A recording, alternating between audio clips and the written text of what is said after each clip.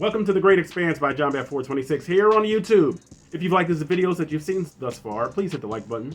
If you didn't like them, hit the dislike button. Share the videos with your friends that are also into comic book stuff. Subscribe to the channel. You won't be disappointed. And hit that bell for notifications all, so when a new video drops, you'll know about it second, and I will know about it voice. Tenoch Huerta has been making the rounds lately. When I was at work, I saw him being interviewed on, I think it was Good Morning America, or one of those morning shows. He will be playing Namor in Wakanda Forever, Black Panther 2. And I was also having a conversation earlier, and I said that originally the Submariner, his look was sort of designed after Fu Manchu, except he didn't have a goatee. But in more recent incarnations, people kind of more align him with Spock from Star Trek. Now, Tenoch Huerta looks nothing like Fu Manchu, nothing like Spock. But depending on the script, depending on the screenwriting, and depending on the direction of this movie, I believe he can crush the role as Namor. Even though it does sort of bristle me a little bit that he's not going to be from Atlantis. Because I don't think you have to nuance him so much that he has to be from like a specific like culture. He's from underwater. There's so many species underwater, like you don't really have to say like, well, this is how they gave birth to the Mayans. I don't know if that's necessary. You could just say Atlantis. Nobody would have cared. Now, maybe the average bloke wouldn't be able to tell the difference between Aquaman and Namor. And they are sort of, Aquaman is based on Namor. You know what I mean? But what we have here is a featurette. It says Black Panther Wakanda Forever featurette introducing Namor. And Wakanda Forever is going to be the end of Marvel's Phase 4. And I can't wait to see it. So, let's do the featurette in 3, 2, 1, go. My ancestors would often say, I love the ocean. Only the most broken people can be great leaders. Introducing Namor was really an opportunity to introduce another sovereign ruler of a group of people. He shows up representing Talokan. He's coming for the surface world. In Marvel Publishing, Namor was one of the first superheroes, frankly. They called him Kukulkan, the feather serpent god. Namor loves his people, and he's gonna protect them because to be a ruler, you have to serve the people. Talokan has a deep meaning for me. It's part of my personal heritage as a Mexican, as an inhabitant of Mesoamerica. Finally, I could find a more powerful representation of my culture with dignity and respect. I cannot wait for everyone to see Talokan. I'm excited about how we're gonna see Letitia. the world come alive. Both nations want the same thing, which is to preserve and to protect their people, but they're willing to go about it different ways. I need to know if Wakanda is an ally or an enemy. Namor is very much concerned with what he needs and what he wants. This delicate dance between the two of them. I get chills just thinking about it. So fine. Who are you? My enemies call me Namor.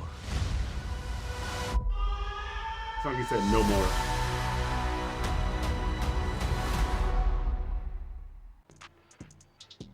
I'm excited about this more and more. The more I see, the more I want to see this movie. And as I said, I don't really know if Namor really has to be that nuanced to be like from a specific heritage of Earthlings. He still has the pointed ears, famously.